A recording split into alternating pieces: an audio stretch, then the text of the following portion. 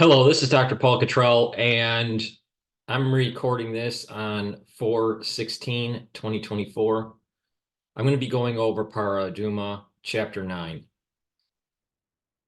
How is the water sanctified with ashes of the red heifer? One should place the water that was drawn from this for this purpose in a container and then place ashes on the water so that they will be seen on the surface of the water.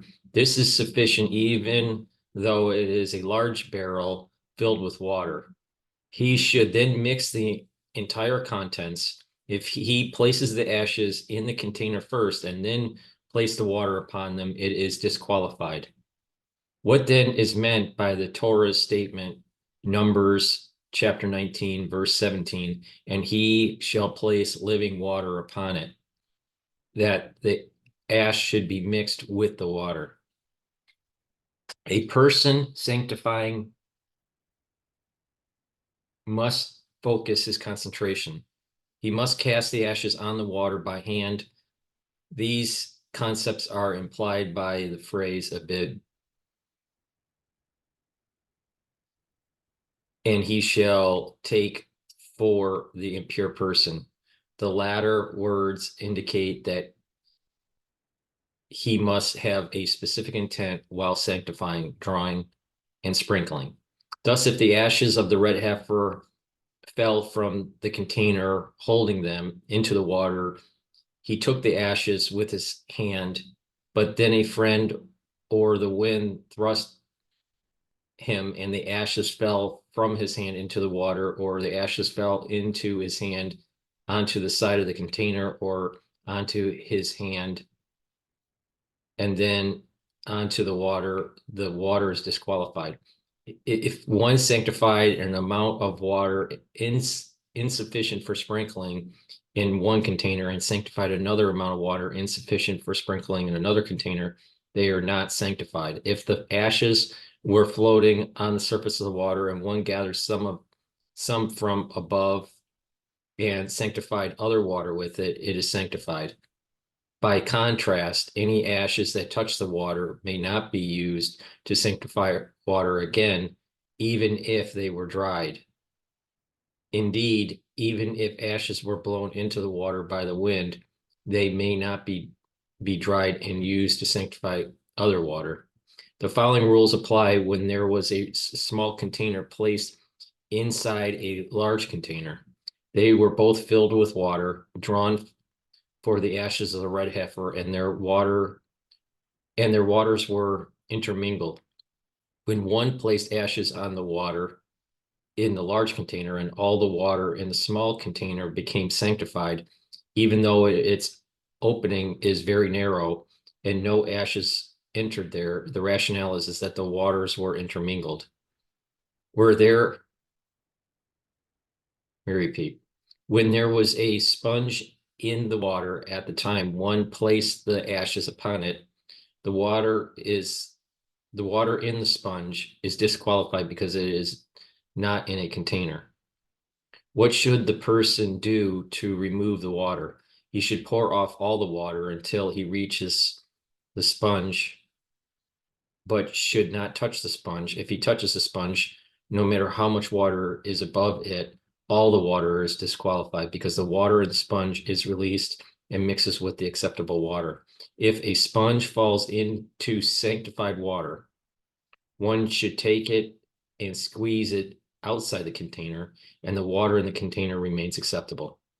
When there were two adjacent troughs in one stone and ashes were placed into one of them, the water in the other is not sanctified.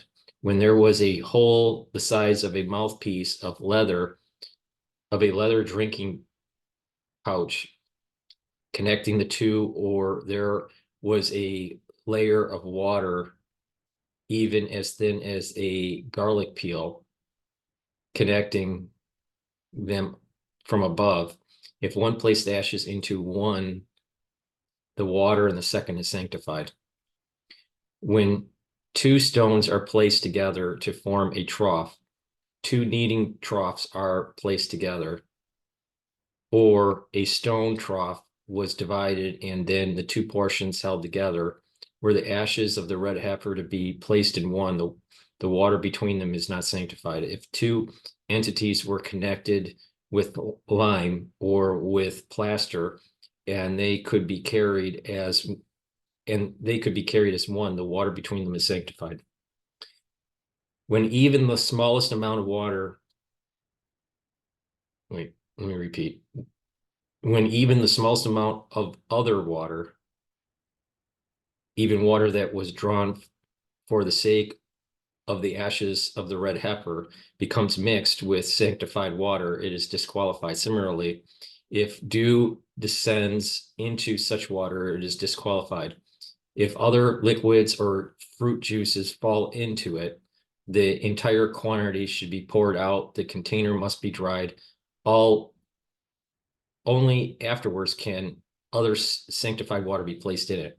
If ink, black earth, or dark earth, or any entity that leaves a mark falls into such water, it must be poured out, but there is no need to dry the container. The rationale is that if any portion of the entity that leaves a mark will remain, it will be apparent.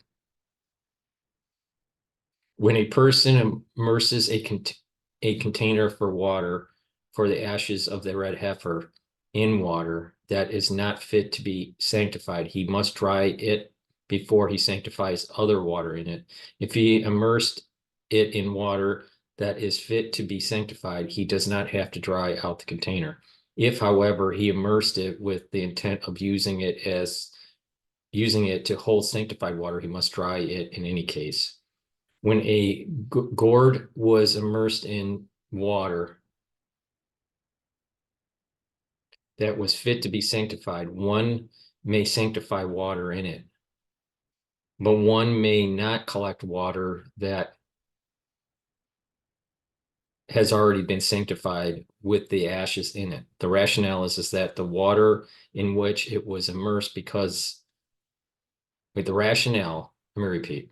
The rationale is that the water in which it was immersed becomes absorbed in its substance.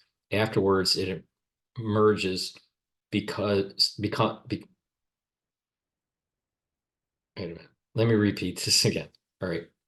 Let me repeat the whole paragraph here. When a gourd was immersed in water that was fit to be sanctified, one may sanctify water in it, but one may not collect water that has already been sanctified with the ashes in it. The rationale is that the water in which it was immersed becomes absorbed in the substance. Afterwards, it emerges, becomes mixed with the sanctified water, and disqualifies it. If it became impure, even if it was immersed, we do not sanctify water in it. The rationale is that impure water is absorbed in its substance. It will flow out and become mixed in the water that is being sanctified in it. When crawling animals or teeming animals fell into water that was sanctified and broke open or caused its color to change, the water is disqualified. This applies even if they were very dry, like an ant, a moth, or louse that is found in grain. If he placed beetles in such water, it is disqualified, even if they did not break open or cause the color of the water to change. The rationale is that like tubes and the water, the rationale is that they are like tubes and the water enters their body and departs from it, mixed with their body fluids. When a domesticated or wild animal drinks from sanctified water, the water is disqualified. Similarly, all birds disqualify it with the exception of a dove because it sucks water and saliva does not flow from its mouth and become mixed in the water. Similarly, if any of the crawling animals drink from sanctified water, they do not disqualify it with the exception of the mole. It licks the water with its tongue and thus moisture will be released from its mouth into the water. When the appearance of water sanctified with the ashes of the red heifer changes without any external cause, it is acceptable. If it changes color because of smoke, it is disqualified. If it is frozen or then melted, it is acceptable. Even if it's melted in the sun. If, however, it was melted by fire, it is disqualified. When the appearance of the ashes of the red heifer change without any external cause or because of smoke, they are acceptable. If their appearance change because of dust, because lime or gypsum fell into them, or because even the slightest amount of oven ash fell into them, they are disqualified. When a person thinks about drinking water sanctified with the ashes of the red heifer, he does not disqualify it until he actually drinks from it. If he poured from the container directly to his mouth without his lips touching the water in the container, he does not disqualify it. When a container in which the water for the ashes of the red heifer has been placed was left open and then one discovered it closed, the water is disqualified. Let me rephrase that. We suspect that maybe a person who had not purified himself for dealing with the water for the ashes of the red heifer touched it, for it is certain that a person covered it. The following rules apply if one left it covered and found it open. If a mole could have drunk from it or dew could have descended upon it at night, it is disqualified. If not, it is acceptable. The rationale is that two undeterminable factors are involved. It is unknown whether it was uncovered by a person or a domesticated animal, wild animal, or crawling animal. And if we would say that it was uncovered by a person, it is unknown whether he was pure with regard to the water of the ashes of the red heifer. When a person transfers sanctified water or water that was drawn to be sanctified to an impure person to watch, the water is disqualified.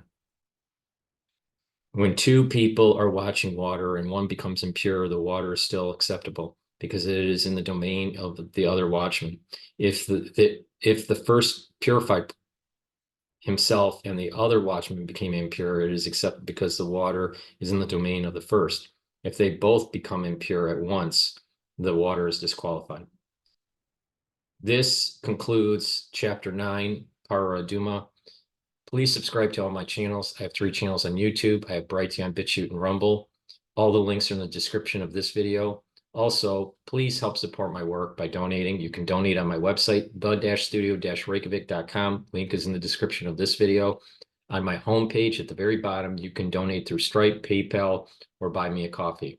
You can also help support my news coverage by being a paid member to my Patreon channel. For a nominal fee, you can help support my work.